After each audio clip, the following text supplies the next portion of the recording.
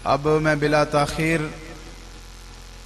इस फाउंडेशन के रोह रवां चौधरी यासर साहब से मुल्तमिस हूँ कि वो तशरीफ़ लाएं और इजहार ख्याल फरमाएं। चौधरी यासर साहब। अस्सलाम वालेकुम वरहमतुल्लाहि वबरकातुहू। अच्छा, एक तो पहले मैं कोशिश करांगा कि सारे क्योंकि पंजाब तो ने तो पंजाबी जी गल करा, क्योंकि जरा मैं भी ईजी रहांगा, तुम भी सुनने ईजी रहोगे। दूसरा है कि टाइम काफ़ी हो गया है, मैं थोड़ा जहा टाइम बस थोड़ा लवांगा।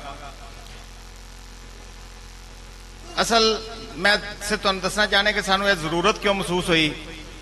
मेरे बड़े मोहतरम हाजी मोहम्मद साहब मेरे बड़े भाई, उन्होंने अज तो 6 महीने पहले सानू कहा कि जी इत्थे सर्वे करो कि लोग उशर कितना देंदे ने, जुकात कितनी देंदे ने। असी कुछ बच्चों को लाया, कुछ पिंडां च भेजिया। जो सर्वे किया, मैं तुहानू शार्टकट करके दसना कि 5 वक्त के नमाजी जमीन भी हैगी है, तो जो पूछा उशर तो उन्होंने कहा जी उशर होंदा की है, क्योंकि साडे उम्मा इकराम उन्होंने तक एक गल पहुंचा ही नहीं सके। दूसरी गल है कि असीं ज़कात नूं मशहूर किया है।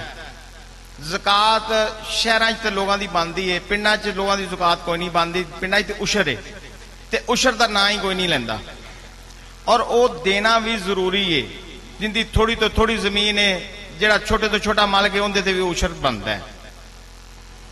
लिहाजा कुछ लोगों ने पूछा, उन्होंने कहा जी देने आ ते हिसाब कोई नहीं करते। कुछ ने कहा जी देंदे ही नहीं, पता हैगा। चंद लोग निकले जेड़े हिसाब करके उशर देंदे सी। असी उन्हें ते बड़ी इस तो बाद फिक्र शुरू की, कुछ एक छोटी जी टीम बनाई, लोगों ने जाके आगाही देनी शुरू की। साढ़े बड़े मोहतरम फयाज भट्टी साहब, उन्होंने साड़ी बहुत हैल्प की। इस तरह मैं ना गिनान ला पावां तो बड़ी लंबी लिस्ट है जिन्होंने जिन्होंने दोस्तों ने साड़ी हैल्प की। लिहाजा उन्हें सानू काफ़ी फायदा होया। असी लोगों को उशर दवान च भी कामयाब होए और उन्होंने अपने फैमिली रिलेशन कामयाब भी कराए, क्योंकि उशर अगर कोई देंदा है ना तो वह समझदा है मैं किसी दर्श देना है। मैं इत्थे इस गल की नफी नहीं कर रहा कि दरसा ना दियो, लेकिन अपने अजीजो कारम नूं भुल जाते हैं। ऐसे भी वाकये साढ़े सामने आए कि सक्की फुफी का मकान डिगा, वह मंगती फिरदी है, तो जिहड़ा भतीजा है उन्हें वड्डियां गड्डियां रखियां ने, तो जिहड़ा अपना उशर दी ज़कात देनी वो लोगों को दिंदा कि मेरी फुफी नूं लगनी नहीं। उन्हें इस गल का पता ही नहीं सी। जो पता लगा तो वह इस गल ते आप बिदा भी होया, रोया भी, और उस तो बाद उन्हें पूरा मकान उन्हें बना के दिता। लिहाजा मेरी तो ना मैं आलम दीन हाँ, मैं मदद चाहना। तुसी सारे मोहतरम जे माशाअल्लाह दीन का इलम रखने वाले जे, लेकिन मैनू क्योंकि उन्होंने कह दिता, मैं थोड़ी जी गल तुहाडे नाल इस वास्ते करना चाहना कि साडा मैंबर जिहड़ा ना इनकी बहुत बड़ी ताकत है, और जिहड़े काम साडे मैंबर तो होने चाहिए सी वो नहीं हो रहे। लिहाजा मैं तुहाडे सारे दोस्तों को रिक्वेस्ट करांगा कि एक तो देखो डॉक्टर रिफत साहब ने बहुत अच्छी गल की कि असराफ ना करो खान च, और माजरत नाल साडे उलमा इकराम च थोड़ा जिहा इसराफ है। असी जो खुद नहीं करांगे इहदे ते पाबंदी, तो फिर लोगों को किस तरह कवांगे। इस वास्ते अपनी सेहत का ख्याल करो, तैयब खाओ, हलाल का जिथे जिक्र उत्थे नाल तैयब का जिक्र है। लोगों को उशर के बारे आगाही दियो। मैं कहना कि उलमा इकराम जिन्हें साडे मस्जिदां दे खतीब ने, इमाम मस्जिद ने, स्टेज ते अगर तुसी खुतबे दे विच 2-3 मिनट देंदे, तो उस तो इलावा जो फसल आंदी है, जिहड़ा जिमीदार है, छोटा है वड्डा है, उनके घर चले जाओ, उन्होंने मिलो, उनके नाल मिल के उनके नाल 2 मिनट गलबात करो। उस तो बाद उन्होंने पूछो भी अपनी फसल कितनी हुई है, अच्छा उशर कितना बनया सी, सारा दे दिता है। और यकीन करो तुहाडी गल करन नाल ना उन्होंने एक जगह ते गल खटकेगी कि मैं उशर देना सी, मैं दिता नहीं, या मैं दियां, ते असी अपने माशरे को बहुत ज्यादा मजबूत कर सकते हैं। मेरा छोटा जहा पिंड है, मेरा कुजियां वाले तो तलक है, छोटा जहा पिंड है, 1100 किला पैली है। मैं अपने दूसरे पिंडों का मैं हिसाब नहीं दस सकता, तकरीबन अद्धे नाल ज्यादा पिंड ते मकई काश्त हुई सी।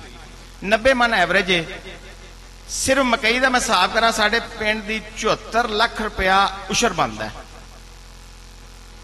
उस तो बाद दूजियां फसलां भी खड़ियां ने, वांस खड़ा है, पट्ठे खड़े ने, मजीद सब्जियां खड़ियां ने, उन्हां ते भी उछर जाना है।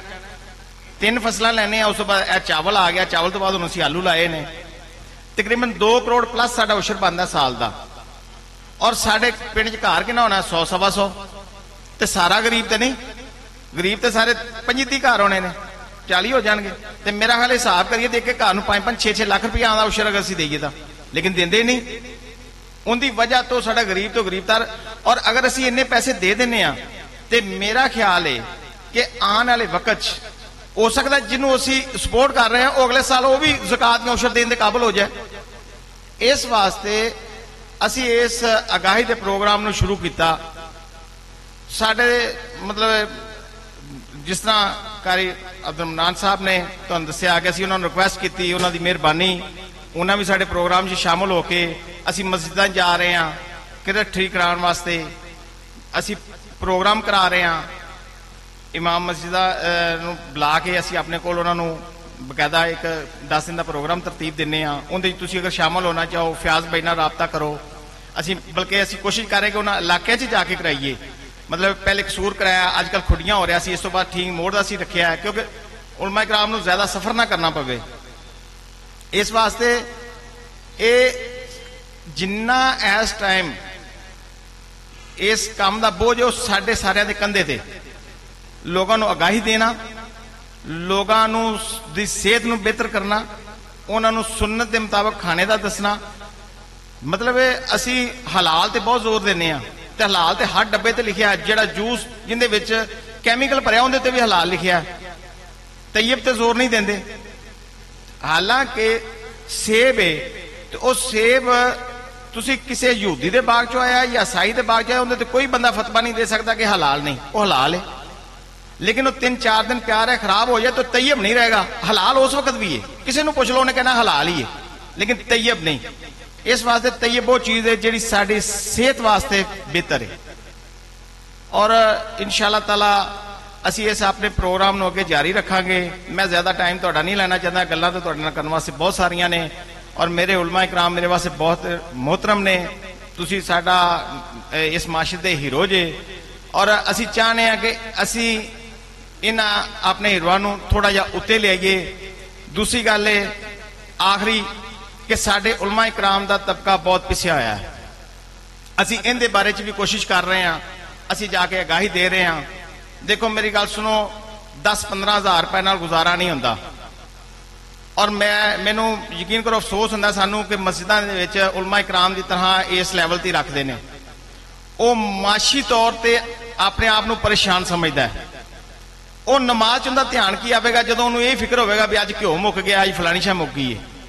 और असी ये कोशिश कर रहे हैं कि असी ये जाके आगाही दईए उतों दी कमेटियां उन्होंने कि जनाब उलमा इकराम का ख्याल करो। अगर इन्हों ने साडे माशरे को ठीक करना तो इन्हों दी जरूरियात का ख्याल सानू रखना चाहिए।